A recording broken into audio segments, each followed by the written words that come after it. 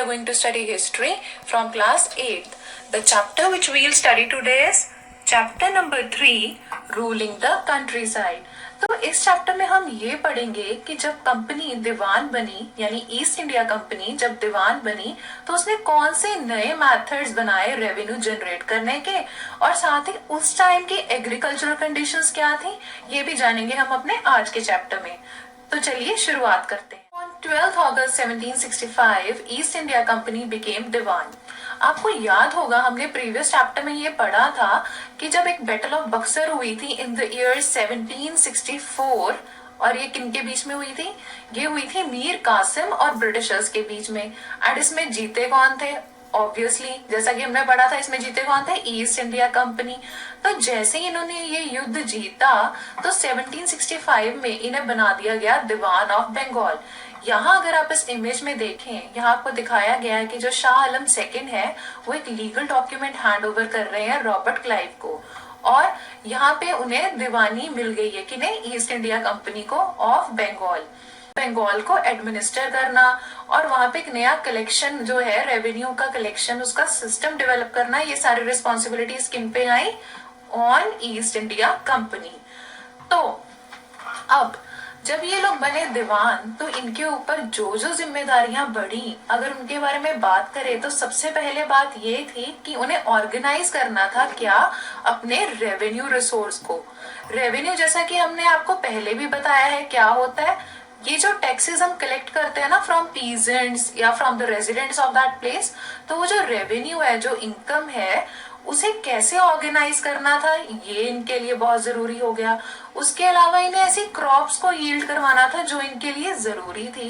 And third was colonising of the countryside. After becoming Diwan of Bengal the company started purchasing cotton and silk from the revenue generated from Bengal. अगर आपको याद हो तो हमने ये previous chapter में पढ़ा था कि सबसे पहले कंपनी को ब्रिटेन के ऊपर रहना पड़ता था डिपेंडेंट। अब ब्रिटेन के ऊपर उन्हें क्यों डिपेंडेंट रहना पड़ता था? जितना भी उनको पैसा आता था वो ब्रिटेन से आता था, जिससे वो क्या कर पाते थे? कॉटन परचेज कर पाते थे और साथ ही सिल्क परचेज कर पाते थे फ्रॉम इंडिया। लेकिन अब जब वो बन गए दीवान कहाँ के? बंगाल के, तो उन्हें यहीं पे इतना पैसा इकट्ठा होने लग गया कि वो इजीली अपना जो भी जरूरत का सामान था, जैसे कि कॉटन, सिल्क, स्पाइसेस या और भी जो चीजें उन्हें चाहिए थी, वो यहीं पर से आराम से उन्हें परचेज करने लग गए। तो अब ये सब चीजें तो बड़ी अच्छी चल रही थी ईस्ट इंडिया कंपनी के लिए, लेकिन इसी दौरान ना कुछ प्रॉब्लम्स भी आई। तो वो प्रॉब्लम्स क्या थी वो भी जान लेते हैं। जब इन्होंने बहुत ज्यादा ह्यूज अमाउंट, यानी कि बहुत ज्यादा heavy amount as revenue collect करना शुरू कर दिया फ्रॉम पीजेंट्स एंड आर्टिजन्स, तो उससे क्या हुआ? The economy of Bengal was facing deep crisis, so artisans and peasants left Bengal। तो ये हम बात कर रहे हैं उस टाइम की जब ये लोग बन गए थे दीवान। तो ईस्ट इंडिया कंपनी ने बहुत ह्यूज अमाउंट जो था ना वो क्या किया? इनके ऊपर लेवी कर दिया। किनके ऊपर? Peasants and artisans of Bengal, कि आप हमें बहुत ह्यूज अमाउंट जो है एज टैक्स पे करेंगे because now we are the diwans. तो अब इतना बड़ा अमाउंट आम लोगों के लिए पे करना हो गया बहुत ज्यादा मुश्किल। तो जो बंगाल की इकोनॉमी थी ना, यानी जो अर्थव्यवस्था थी बंगाल की, वो बहुत डीप क्राइसिस में चली गई। यानी वहां पे बहुत ज्यादा कमी आ गई। किस चीज की? पैसे की, एंड और किस चीज की? रिसोर्सेज की। तो जब ये रिसोर्सेज और पैसा दोनों बहुत ज्यादा कम होने लग गए तो वहां के जो लोग थे मजबूरी में उन्हें क्या करना पड़ा? उन्हें बंगाल छोड़ के जाना पड़ा, जैसा कि आपको यहाँ इमेज में दिखाया गया है। और इसी के साथ एक और चीज भी हुई। हुआ ये कि a big famine hit Bengal in 1770. This killed about 10 million people। 1770 में एक बहुत बड़ा फेमाइन आया बंगाल में, यानी वहां पे एक इस तरह की कैलेमिटी हुई जिसकी वजह से 10 मिलियन जो लोग थे उनकी डेथ हो गई। अब ये अबाउट 1/3 ऑफ पॉपुलेशन था उस टाइम बंगाल का, जो कि वहां से वॉश आउट हो गए. Either some of them were killed और some of them had to left the place because there was no food, no resources, no money left with them. So as you can see in this image, आपको यहाँ पे क्या दिखाया गया है कि उस टाइम के जो लोग थे उनकी कितनी बुरी हालत आपको दिखाई गई है ना, कि देखिए उनके पास कुछ भी नहीं है, बीमार हैं, खाने को भी कुछ नहीं है, पैसे भी नहीं है. तो बहुत मतलब एक कह सकते हैं कि बहुत ही ज्यादा बुरी जो थी कंडीशन थी उस टाइम बंगाल के लोगों की, और उन्हें बहुत ज्यादा प्रॉब्लम फेस करनी पड़ रही थी इन 1770. तो जब ये सब चीजें हुई ना कि जैसे लोग छोड़ के जाने लग गए बंगाल को, और साथ ही ये फेमाइन वगैरह आ गया, तो उस टाइम क्या हुआ, जो ब्रिटिशर्स थे उन्हें लगा कि उन्हें कुछ ऐसे स्टेप्स लेने चाहिए. कैसे स्टेप्स कि जिससे क्या हो, कुछ इम्प्रूवमेंट हो. अब ये इम्प्रूवमेंट से हमारा क्या मतलब है, सबसे पहले उन्होंने सोचा कि we should do something to improve the agriculture. So now the company wanted to improve agriculture in order to stop the decrease in its revenue. अब यहाँ पर भी आप एक चीज नोटिस कीजिए, कंपनी को किसी चीज से मतलब नहीं है कि लोग बीमार हैं या उनको खाना नहीं मिल रहा है या जो भी. उनकी कोशिश ये है कि इम्प्रूव कर लें एग्रीकल्चर को, ताकि जो लोग यहाँ से जा रहे हैं ना बंगाल से, वो बंगाल में ही रुके रह जाए, सो दैट जो उनका रेवेन्यू अब डिक्रीज होने लग गया ऐसा ना हो, उनका जो रेवेन्यू है वो वहीं के वहीं बचा रहे. तो उस दौरान इन्होंने कुछ ऐसे स्टेप्स लेने के बारे में सोचा जिनके बारे में हम अभी आगे डिस्कस करने जा रहे हैं. तो सबसे पहले बात कर रहे हैं हम about the introduction of permanent settlement system. अब ये जो परमानेंट सेटलमेंट सिस्टम था, इसे किसने इंट्रोड्यूस किया था? It was done by Lord Cornwallis. कब? In the year 1793. अब जिन्हें आप ये इमेज में देख रहे हैं ना, ये है लॉर्ड कॉर्नवालिस. ये गवर्नर जनरल थे हमारे फ्रॉम ईयर 1786 टिल 1793. अब इन्होंने एक नया कंसेप्ट निकाला जिसे कहा जाता है permanent settlement system of Bengal और permanent settlement system of collecting revenue. Local rajas और ताल्लुकदार थे उस एरिया के, जहाँ जैसे कि बंगाल के, तो अब उन्हें जाना जाता था किस नाम से? अब उन्हें कहते थे जमींदार. तो जो जमींदार थे उनको ये कहा गया कि आज से ये जो भी लैंड है ना, सबकी ओनरशिप जो है वो जमींदार को हैंड ओवर कर दी जाएगी. यानी जितने भी हम कह सकते हैं, अगर नॉर्मल लैंग्वेज में बात करें, फार्मर्स या कल्टीवेटर्स जो थे, जिनका पहले लैंड था फार्मर्स का, अब वो ओनर नहीं थे. अब ओनर कौन थे उनकी जगह के? जमींदार. तो परमानेंट सेटलमेंट सिस्टम में इन्होंने ये तरीका अपनाया कि जो फार्मर है वो क्या करेंगे कि अपना कुछ ड्यूटी या टैक्स जो है वो किसे पे करेंगे? जमींदार को. और जमींदार ये सारा किसे पे करेंगे? ब्रिटिशर्स को. लेकिन यहाँ जो समझने वाली बात है ना, वो ये है कि वो परमानेंट सिस्टम था. दिस मीन्स कि एक अमाउंट था जिसे ब्रिटिशर्स ने क्या कर दिया था? Fix. So the problem was that soon it was discovered that the zamindars were not investing in the improvement of land. तो rent was too high. Second thing was this कि जो जमींदार थे ना, they thought कि जब वो बस नॉर्मल आइडल बैठे हैं, जैसा कि आपको यहाँ इमेज में दिखाया गया है कि वो अपना जस्ट बैठा है, he is not working. काम कौन कर रहे हैं? पीजेंट्स. तो सारी मेहनत तो पीजेंट्स को करनी पड़ रही है, लेकिन उसको क्या करना पड़ता है? वो सिर्फ रेंट कलेक्ट करता है पीजेंट से और बाद में से कुछ फिक्स अमाउंट पे कर देता है ब्रिटिशर्स को, और जो एक्स्ट्रा अमाउंट उससे बस बचता है वो उसी की पॉकेट में जा रहा है. तो जब उसे बिना कुछ काम किए इनकम हो रही है, तो जो जमींदार थे ना, इन्होंने कभी भी एग्रीकल्चर को इम्प्रूव करने के बारे में ज्यादा कुछ सोचा ही नहीं. तो ऐसे टाइम पे एक चीज और देखने को मिली, वो ये थी कि जो पीजेंट्स थे उनकी लाइफ बहुत ही मिसरेबल हो गई. मिसरेबल कैसे? देखिए, जो लैंड की ओनरशिप थी वो पीजेंट के पास तो थी नहीं, वो किसके पास थी? वो थे जमींदार के पास. तो उन्हें लगता था कि एक तो उन्हें रेंट जो है वो बहुत ज्यादा पे करना पड़ता है, प्लस जो लैंड की ओनरशिप है, यानी जैसे कि जो मालिकाना हक है, वो भी उनके पास नहीं है. वो किसके पास है? वो तो जमींदार के पास है. तो उन्हें लगता था कि जो पूरा सिस्टम है ना परमानेंट सेटलमेंट सिस्टम का, ये बहुत ही ऑप्रेसिव है, और इस वजह से जो पीजेंट थे उनकी लाइफ बहुत ही मिसरेबल हो गई, उन्हें बहुत ही बुरी स्थिति में जीना पड़ रहा था. तो ऐसे टाइम पे जब इतनी ज्यादा समस्याएं हो गई तो ब्रिटिशर्स को लगा कि अब उन्हें परमानेंट सेटलमेंट सिस्टम को कंटिन्यू नहीं करना चाहिए और उन्हें क्या करना चाहिए, उन्हें एक नया सिस्टम डिवाइस करना चाहिए। सिस्टम जो आया वो था महलवाड़ी सिस्टम। अब ये किसने डेवलप किया था? It was developed by Holt Mackenzie in 1822। Holt Mackenzie एक ऐसे इंग्लिश मैन थे जिनका ये मानना था कि जो विलेज है ना वो एक बहुत ही इम्पोर्टेंट सोशल इंस्टीट्यूशन है। किनके लिए? इंडियंस के लिए। तो वो भी स्पेशली अगर हम बात करें नॉर्थ इंडिया की, तो उन्होंने ये सोचा कि एक ऐसा सिस्टम इंट्रोड्यूस करते हैं जिसमें हम जब बात करेंगे तो पूरे के पूरे विलेज की बात करेंगे। तो ये जो पूरा विलेज की बात होती थी ना कलेक्टिवली, इसे क्या कहा जाता था? इसे कहा जाता था महल। तो ये जो महल वर्ड है इसी को लेकर बनाया गया Mahalwari system.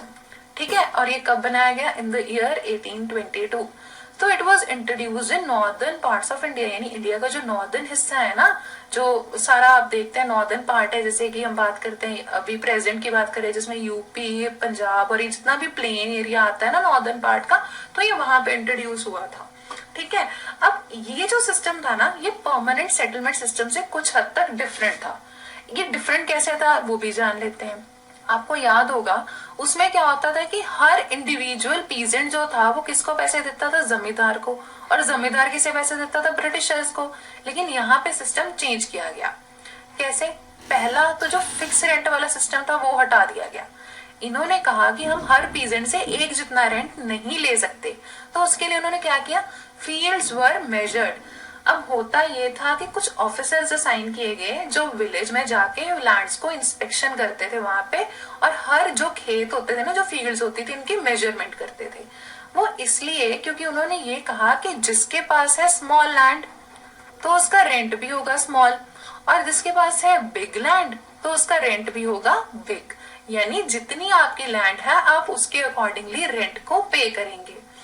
And revenue of each plot added up to collective revenue of village. क्योंकि हमने बात क्या की कि विलेज की बात की ना, नहीं पूरे महल की बात की है ना, तो हर इंडिविजुअल से रेंट ऐसे नहीं लिया जाता था कि आज मिस्टर ए से रेंट ले रहे हैं फिर मिस्टर बी से।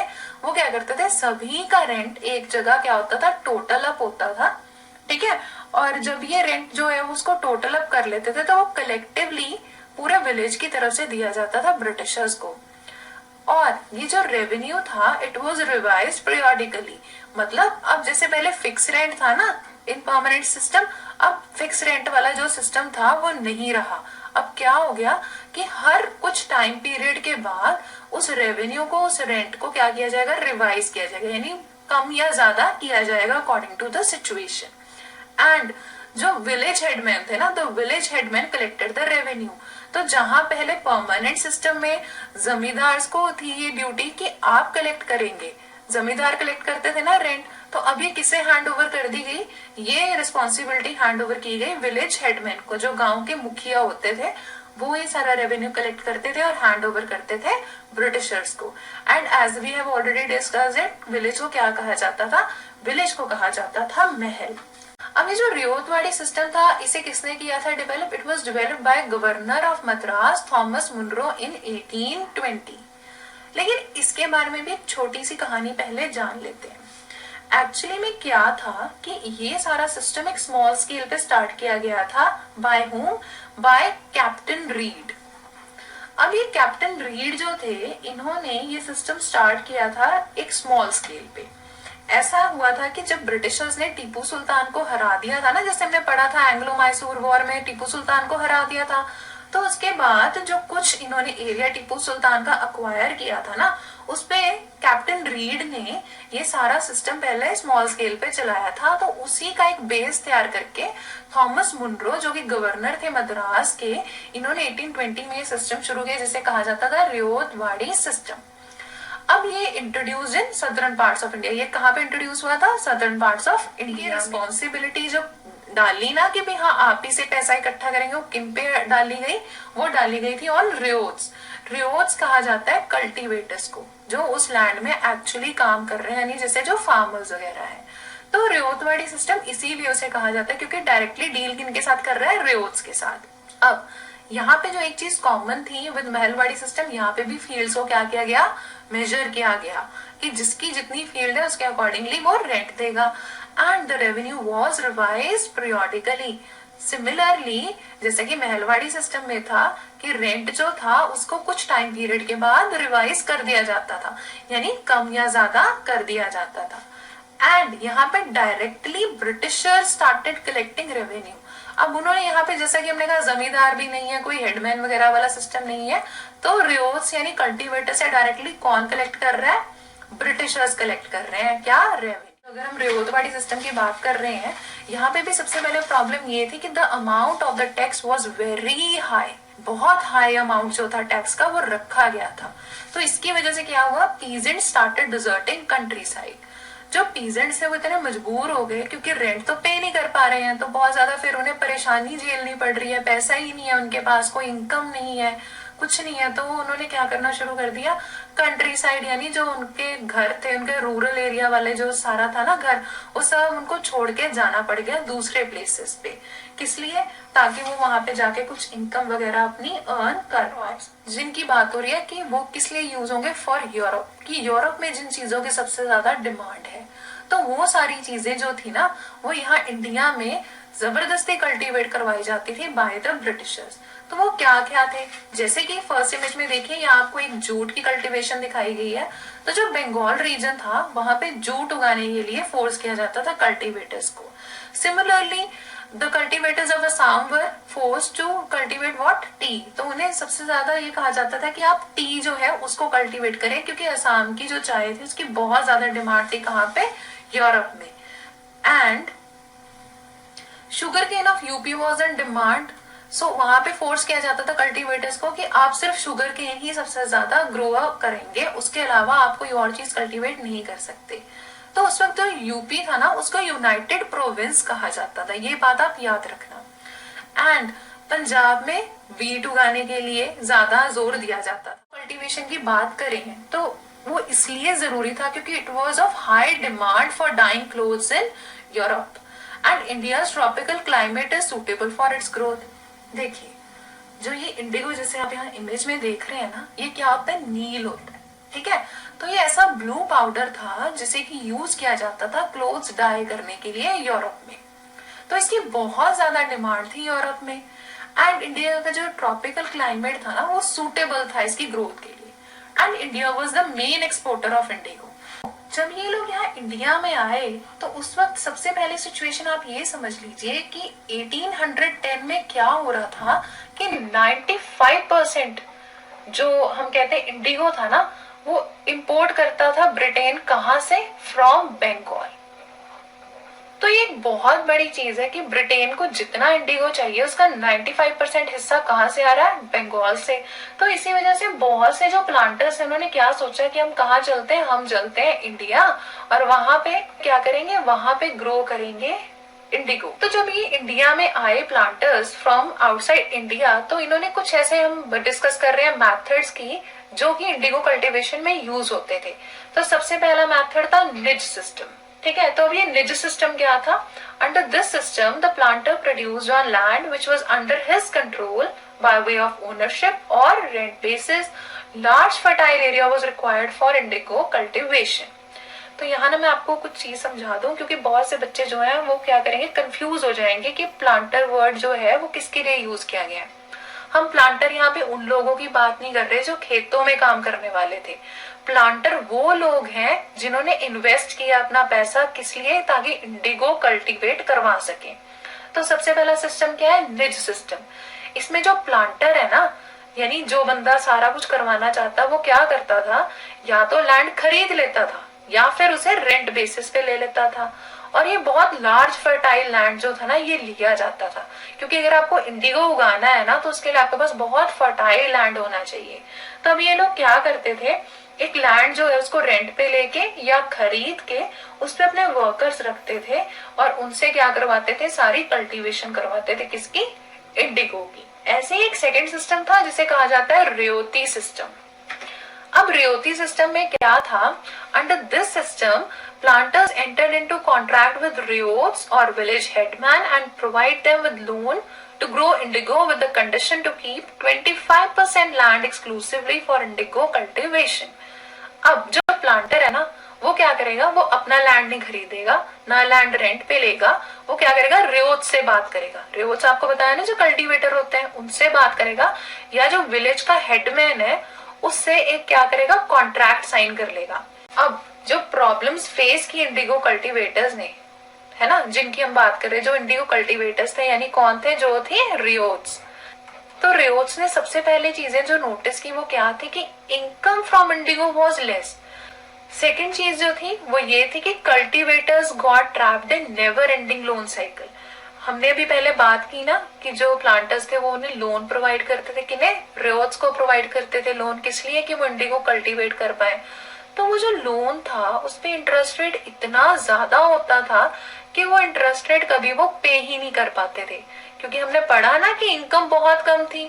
तो जब उनके पास इनकम ही नहीं है, पैसा खुद के लिए ही नहीं बच रहा, तो लोन के ऊपर इंटरेस्ट कैसे पे करेंगे।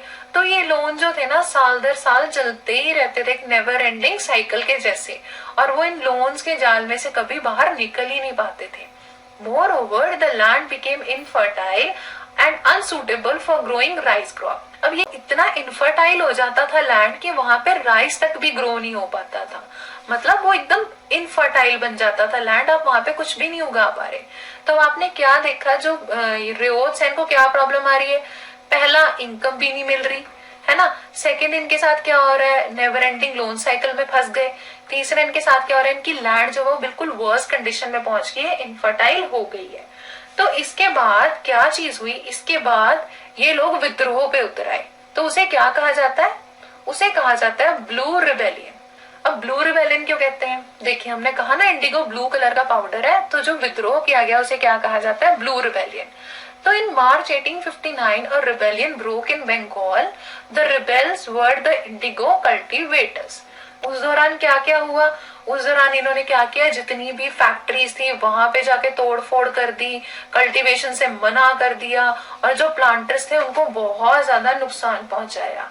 इवन जो ब्रिटिशर्स थे ना वो भी बहुत ज्यादा कॉशियस हो गए। ब्रिटिशर्स को लगा कि कहीं ये विद्रोह इतना ज्यादा ना बढ़ जाए कि जिसकी वजह से ब्रिटिशर्स को कहीं यहाँ से भागना ही ना पड़ जाए। पहुंची क्वीन विक्टोरिया तक। So Queen Victoria ordered magistrate of Barasat to issue an order जिसमें क्या कहा गया था, which states that ryots would not be forced to enter into indigo contracts. ये जो क्वीन विक्टोरिया जिन्हें आप इमेज में देख रहे हैं, जब इनके पास ये बात पहुंची ना अबाउट द इंडिगो रिबेलियन या ब्लू रिबेलियन, तो जो मैजिस्ट्रेट थे बारासात के, ये वेस्ट बंगाल में एक जगह है बारासात, उनको उन्होंने क्या कहा कि आप एक ऐसा ऑर्डर इशू कीजिए जिसमें ये कहा जाएगा कि जितने भी रियोट्स हैं उन्हें इंडिगो कॉन्ट्रैक्ट के लिए फोर्स नहीं किया जाएगा, यानी कोई भी उनसे जबरदस्ती कॉन्ट्रैक्ट पे साइन नहीं कराएगा इंडिगो उगाने के लिए।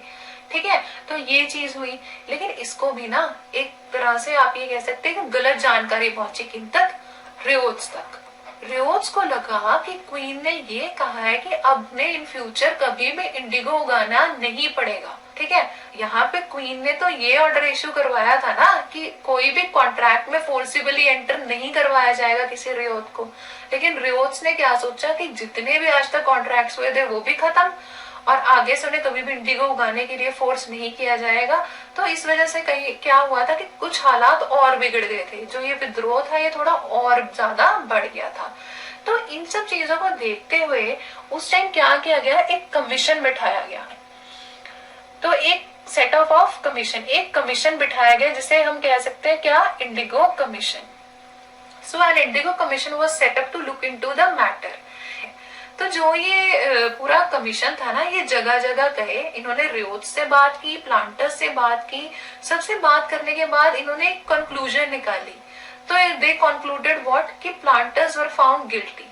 ये कहा गया कि जो प्लांटर्स थे ना इन्होंने गलती की थी, इन्होंने, इनके बारे में क्या पता चला कि हाँ ये गुनहगार थे, इन्होंने गलत किया था। तो गलत क्या किया था इन्होंने, तो ये देखा गया कि जो प्लांटर्स थे they were forcing ryots to enter into contract, यानी जितने भी प्लांटर्स थे ये उनको फोर्सिबली कॉन्ट्रैक्ट में एंटर करवाते थे, किन्हें, रियोट्स को, कि आपको इंडिगो हमारे लिए उगाना ही पड़ेगा।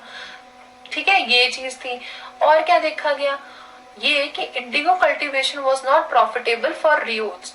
जो रियोट्स यानी कल्टीवेटर्स थे, अगर वो इंडिगो कल्टीवेशन करते थे, इंडिगो उगाते थे, तो वो उनके लिए प्रॉफिटेबल नहीं था। और कही गई वो ये थी कि ryots were asked to fulfil the existing contracts but they got the right to reviews indigo cultivation in future. मतलब रियोट से कहा गया कि अभी जो आपने कॉन्ट्रैक्ट साइन किया है ना, उसको तो आप पूरा कर दीजिए, लेकिन फ्यूचर में हम आपको ये हक देते हैं कि आप रिफ्यूज कर सकते हैं। जितने भी प्लांटर्स है ना, आप उनको रिफ्यूज कर सकते हैं कि मैं इंडिगो कल्टीवेशन नहीं करूंगा। After the revolt, the production of indigo came to an end in Bengal and shifted to Bihar. अब जितना ये रिवोल्ट हुआ था, कमीशन बैठा था, ये सारा प्रोसेस जब हुआ, तो उसके बाद क्या हुआ कि जो ये प्रोडक्शन ऑफ इंडिगो थी ना, ये खत्म होगी। कहाँ पे? बंगाल में। अब बंगाल में ये अपने एंड पे आ गई, और जो प्लांटर्स थे वो धीरे धीरे कहाँ शिफ्ट होने लग गए? बिहार में। ठीक है, तो एक इसमें आपको मैं यहाँ पे एक चीज बताना चाहती हूँ, यही नहीं कि सिर्फ ये बंगाल में इस वजह से एंड हुआ कि क्योंकि वहां पे रिवोल्ट हुआ था। एक्चुअली क्या था कि कुछ डाइज भी इन्वेंट हो गई थी, कुछ ऐसी सिंथेटिक डाइज इन्वेंट हो गई थी जो कि अब लोग यूज करने लगे थे। किसके लिए? अपने क्लोथ्स को डाई करने के लिए। तो उस वजह से भी थोड़ा सा डिमांड में क्या आया था? डिक्रीज हो गए थे डिमांड, थोड़ा सा डिमांड में कमी आई थी इंडिगो के।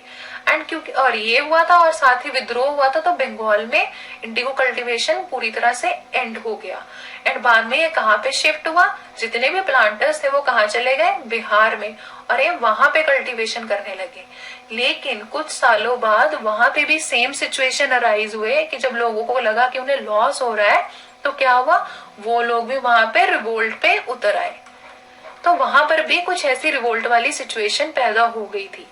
और उस रिवोल्ट में एक चीज ये भी हुई थी कि जो महात्मा गांधी थे, उन्होंने जो चंपारण का रिवोल्ट था ना, वहां पे पार्टिसिपेट किया था। जैसे हम ये कह सकते हैं चंपारण सत्याग्रह जो था, वहां पे भी उन्होंने, महात्मा गांधी ने पार्टिसिपेट किया था।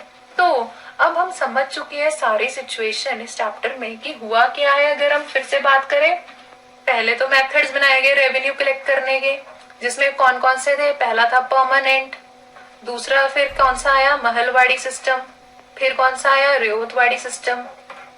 एंड इसके बाद हमने क्रॉप्स के बारे में डिस्कस किया, और ये सारी चीजों के बाद एंड में हमने डिस्कस किया अबाउट इंडिगो। तो अब आपको ये पूरा प्रोसेस इस चैप्टर का समझ आ चुका है, राइट?